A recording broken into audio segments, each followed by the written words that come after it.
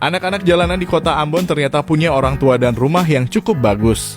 Ini diungkapkan Pot.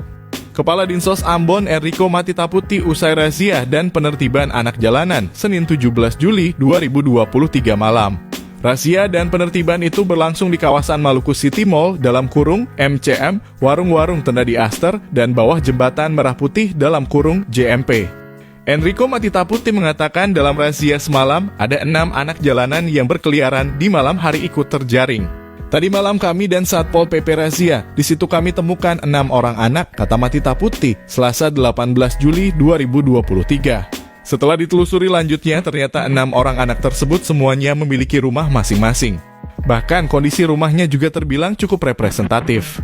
Semuanya punya rumah ya, jadi mereka bukan tidak punya rumah. Dan kita langsung antar mereka untuk diserahkan ke orang tua. Memang ada orang tuanya yang tidak lengkap tapi rumahnya cukup representatif, terangnya. Lanjutnya, para anak jalanan ini juga telah diserahkan ke orang tua masing-masing. Penyerahan itu disusul dengan membuat surat pernyataan untuk tidak lagi membiarkan anak-anak mereka berkeliaran di malam hari. Jadi ini memang cuma soal kebiasaan mereka saja untuk sering berkeliaran di malam hari, tutur Enrico.